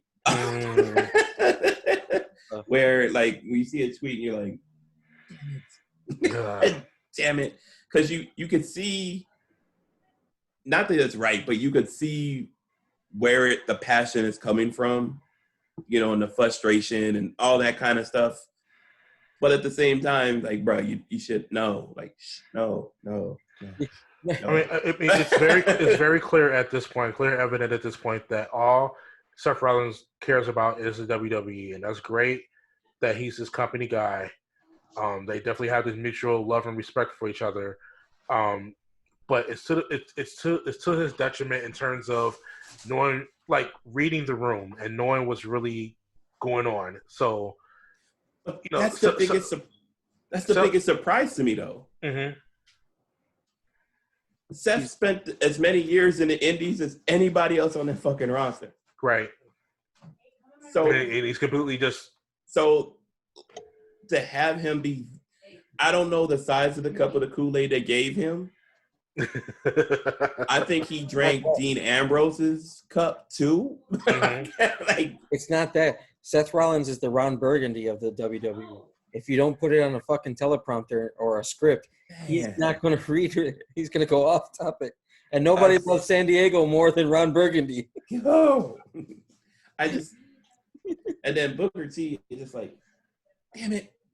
What else could be said about Booker T that doesn't? At this point, Booker T is just doing that for attention, because just like they don't want to see Booker T inside of a WWE ring ever again. It's not like he gets any invites from Dave LaGreca. Oh, he's not going to. Exactly. Booker T has found himself professionally in his own corner. Okay, I'm going to say this, and we're just going to make the T-shirt, and we're going to send it to him. Booker T's the Black Jim Cornette of wrestling. Oh. All right. And here's why. Because he's painted himself in this corner. Hold on. Where only he believes the bullshit that he says. without his organization or whatever he's connected to, he's out of wrestling right now. Here, I'm gonna give you this right there. But it's just I don't know. You can't really put it any other way. He's not getting invited on Busted Open. He hasn't been on a WWE pre-show. I mean, he may have been on the bump a couple times, and this bootleg Zoom call version of Backstage they've tried to do a couple times. But other than that, wrestling ain't trying to hear from him. At what point do you start seeing him on Dark Side of the Ring interviews? Because he's I don't even think that. It's all he's not going to get invited to that either. So that's the thing. Like, he's not. Like, what story are you tying to Booker T? You're going to have to make up a story. Or the great supermarket brawl and making a drama. I mean, he's had some poignant moments, you know, in wrestling that can be connected to him, but he's not the star of those moments. And that's what's sad about it, because it's like he could be a champion for so much more using his platform, but he chooses to do this bullshit. And it's like you said, Rod's face says it all every single time we say Booker T. He's like, again? We gotta talk about motherfucker again? Damn it. It's. But we've allowed them to have too much time. I'm assuming Rod came up with this final question. So it's a foregone conclusion to me that there is a Four Horsemen's faction coming to AEW. Okay. In some form of fashion with FTR. Definitely. And Cody Rhodes probably being at the helm and Page. Yeah. So if there's going to be a Four Horsemen faction, it has to be a Dusty Rhodes character. Yep. Who do you see in that role? Or I'm going to break it up into two parts. Who do you see that they're building up to that role? And who would you like to see in that role? Here's the thing. Dusty Rhodes will be played by Cody Rhodes. Yeah, I don't think you could have anybody else play that role, if theoretically. If we go to the history of Cody Rhodes' character in AEW, it is fall after fall after fall. He's, okay. You know what I'm saying? Fell when he made his, attempt at the title. Fall trusting MJF. Fall, this title reign is probably the best thing about his character right now, yeah, right? Even the match against MJF, he lost it in February, yeah. I think I don't know who the fourth person is, to be honest with you. Mm-hmm. Because I definitely feel that FTR and Page, they're the first three. I think that faction's going to need a Ric Flair-ish type person. And while it seems like they're building Cody to be that person, AEW has done nothing but subvert our expectations in situations just like this. Okay.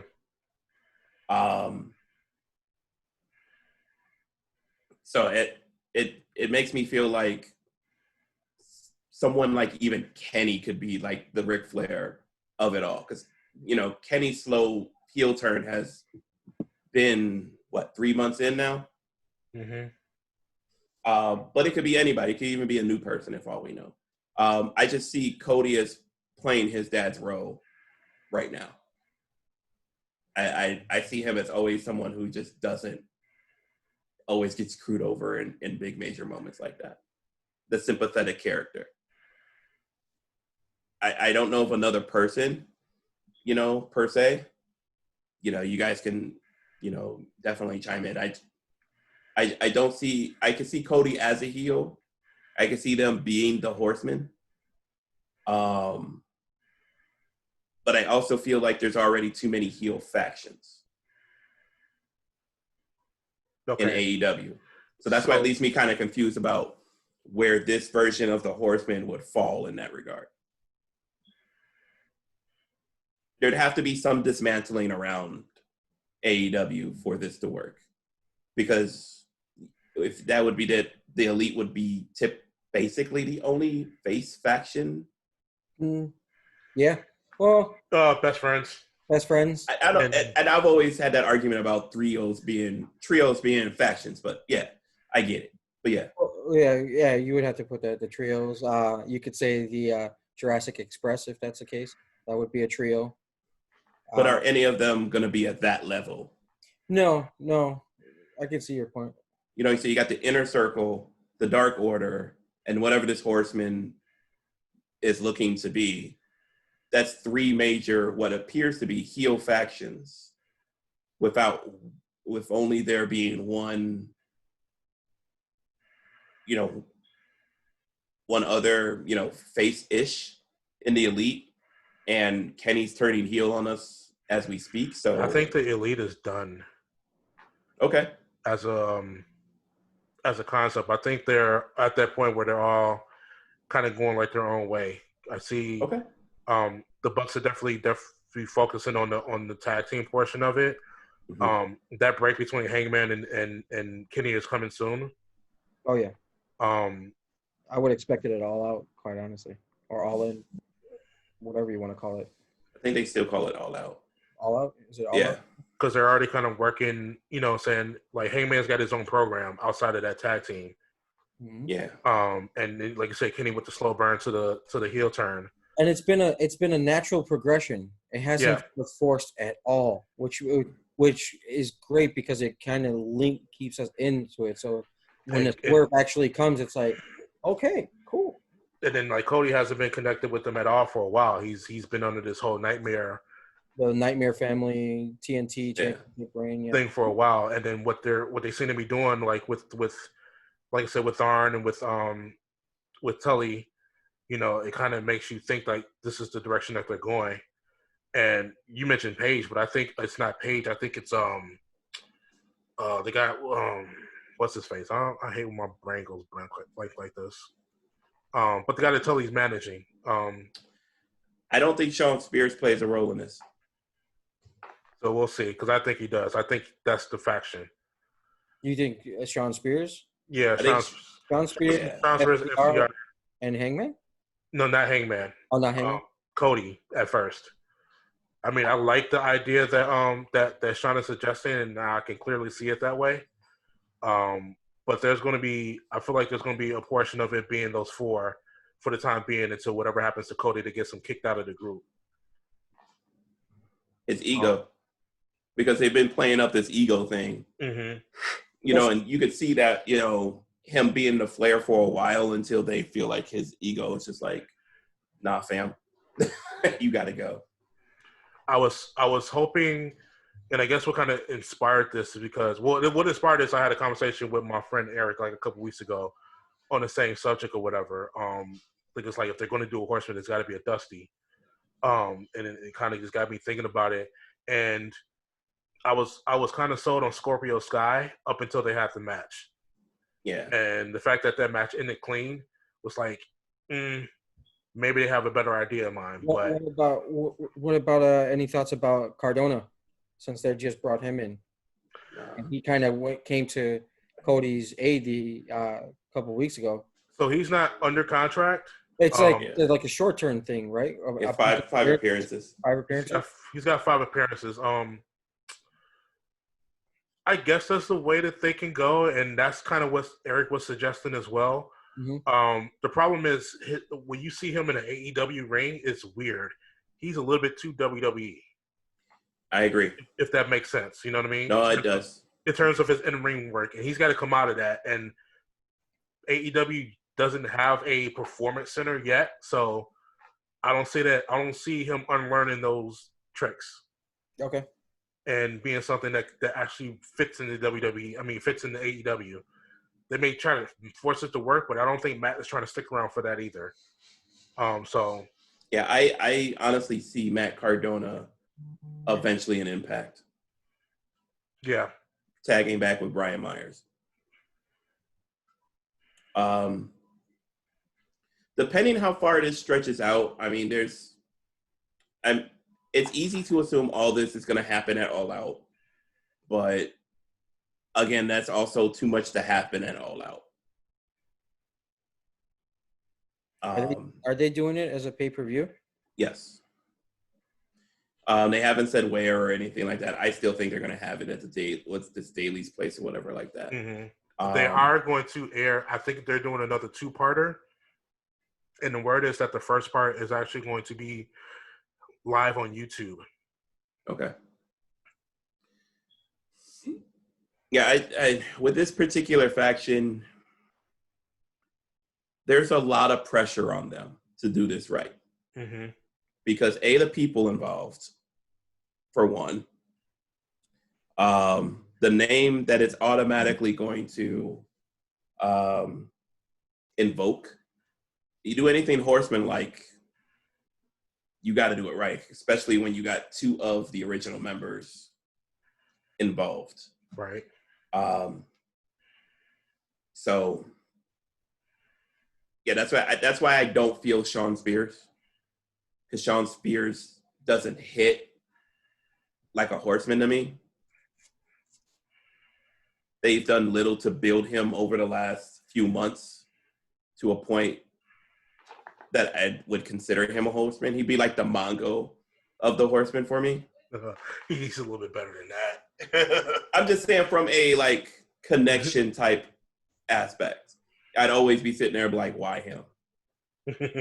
I'm just saying, like, over the past year, the only thing Shawn Spears has done impactful is hit Cody with the chair. That's it. So that's why I can't connect Shawn Spears. But then again, there's the swerve. You know what I'm saying? We didn't see it coming. Right. You know, we know that they have big plans, you know, for all this. So it's going to be interesting to see how they do this, because to pull off the Horsemen, they're going to have to create something else, a force against them. And I agree with Rod in the sentiment, the Elite isn't it. You know, the Elite have become the DX of the AEW. Right. You know, it's a great name that used to be, but you can't just always pull them together when you need a pop. I think that was the intention the whole time, because the Elite is basically the executive vice presidents of the company. Right. They have to go away and push and put new people ahead of them. They got to push those stars. So you clearly see what is going to happen with like the Young Bucks and FTR. Because this FTR spotlight, and I love this how they're taking their time with it. We know that's where they're going, but it doesn't take away from other tag teams right now. Correct. You know what I'm saying? But we know we're eventually going to get there. With Kenny, we know that, you know, he's trying to do something with that women's division, and now he needs to answer the call to, oh, you're Kenny Omega. Everybody says you're great, but I don't see it. Yeah. And as it relates to the women's division, I think they have to do one or two things. Sign Tessa Blanchard, give her the belt, and let that happen for a while, just from a pub standpoint. Or stop giving the belt to people who you can't market to the fan base. Well, have they made any attempt to try to market Shida? I think they have, but again, Shida has the Asuka effect in the sense that Shida can't cut a promo in English in a way that it's going to connect with the people that are watching this particular show. She's not going to cut a Britt Baker like promo. See, the problem with Britt Baker is her her ring work doesn't match her mic work. I thought you said if Britt Baker had Shida's repertoire, she'd be holding the belt right now if she wasn't hurt. She'll be back right before All Out. Kenny's looking at the women's division as who's the best wrestler. You know, who could do the best in-ring work. and that will shine, but that's not going to shine as it relates to the women's division. Not because when, we've seen in other companies, you have to have the full package to shine. not when you're still developing that damn roster too. It's like Correct. you've got And that's a great point as well. They haven't had a Chris Jericho type person. That's why I say just bring Tessa in, have her hold the belt for a while. Because while she's not on the level of Chris Jericho historically, but in the moment in AEW, she would be. She'll have instant heat from correct. Oh, yeah, she walks in. Right. She'll have the heat. They'll be talked about. People will be turning in to see what she does with the belt. She'll be able to be, if they would, I would guarantee they would probably make her a heel right away. That'd be the hardest thing to do, and just kind of build her up to somebody that needs to get beat. Right. And then you'd have person after person. By that time, just like Chris Jericho did, you're building up people to the point where they're over enough to beat her. But right now, they have no one like that in the entire division. They have great wrestlers, but they have no one over that much. Now, if the rumors of the leak are true, as it relates to Thunder Rosa coming in, that's at least a name people know. Yeah. You know what I'm saying? But again, you can't compare Thunder Rosa's name to Tessa Blanchard's name. No. That's what AEW needs right now. And I hate to say that because I don't like that particular side of wrestling where you're just throwing people out there because they are more popular than the other. But when you're trying to build that division, if you have no name, no one's going to watch. No one knows who these women are outside of the people who are paying attention.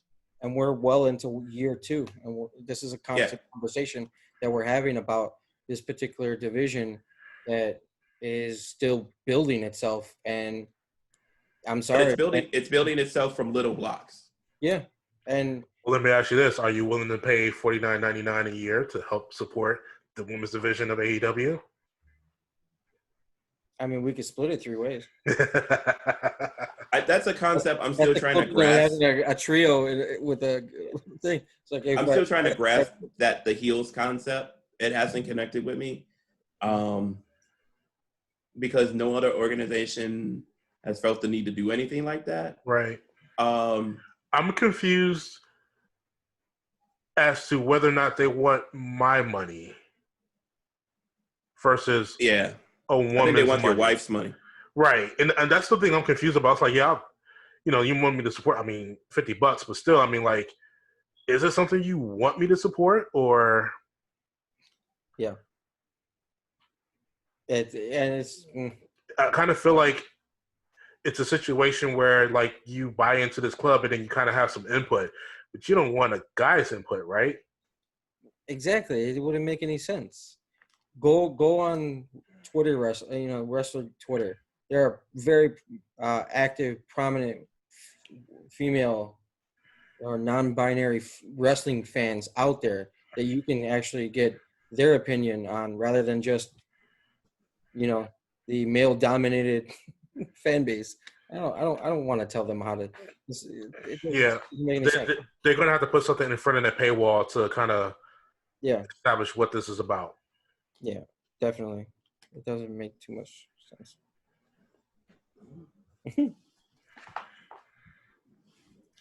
All right. Cool. That's another one in the books. Done. Word. When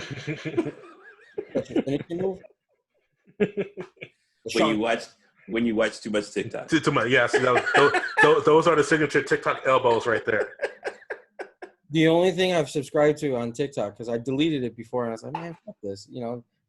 I listen. It's nothing but musicians and the covers and stuff like that, and like the vocal teachers that show the reaction and actually offer like constructive criticism for these singers to get better and stuff like that, or try to educate them.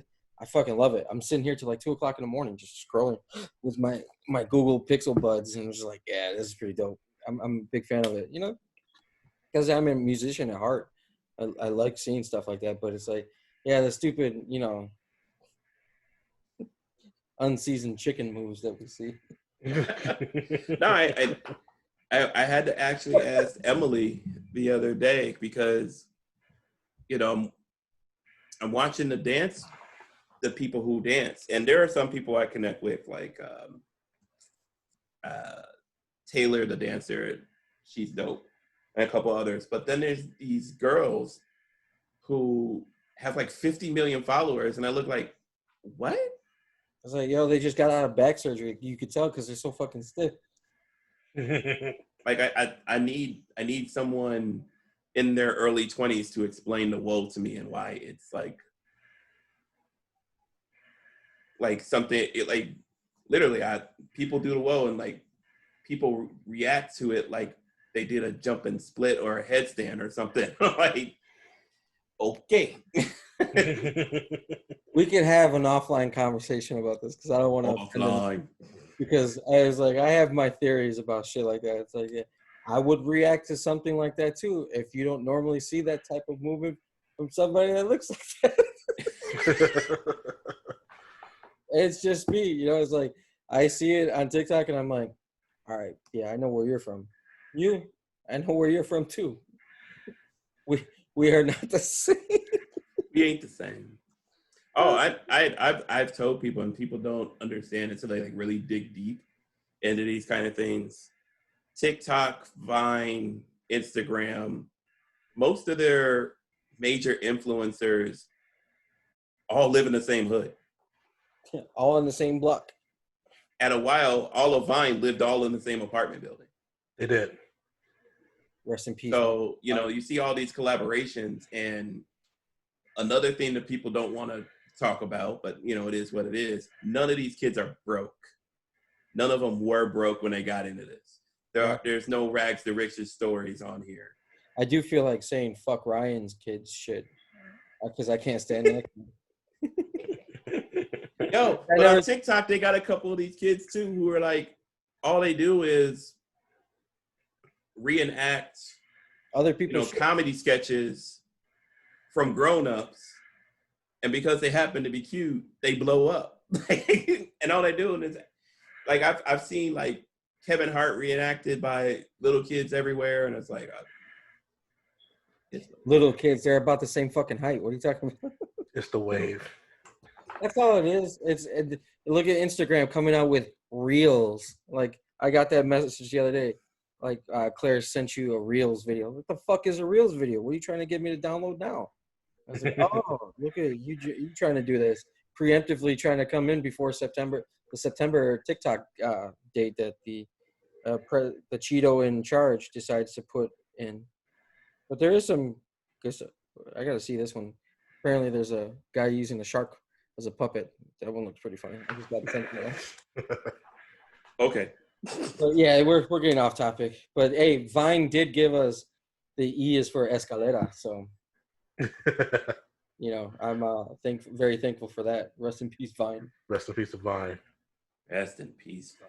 But as you can see in our video, you can follow us individually at JRella2000, at Mr. Walls3, and at The Sean Says. Or collectively, you can reach out to us on Twitter at We Are The Wise Men. You can follow us on Instagram, Facebook, and everywhere else as Wiseman Wrestling Podcast. You can listen to us on Anchor FM or wherever you get your podcasts from. And with that, we'll throw it to the woo in my left. Just remember that this podcast will always be for the culture, just like Wu-Tang. It's for these kids. I need to hear that new ice cream truck jingle, man. I do. Yo, it's on his IG. Okay. It's already on his IG? Yeah, it's always on his IG. Yeah. I'm going to grab it right now. It's like a remix of like the melody with like a bass line. It's pretty dope. I fucking love it. I want to see ice cream trucks sitting on doves. Oh no, it's gonna have some hard edge, and then you gotta put into effect. There's gonna be some Shaolin fighting effects into it too. Gotta be. Oh, I see it already. Congratulations! Yep. I can't wait. Let's wrap Just this up. remember that your attention is currency. You vote with your dollars, and even if you are a mark, make sure you leave a positive mark on this life. Get out there and vote. November. Wu-Tang. Oh, hold on.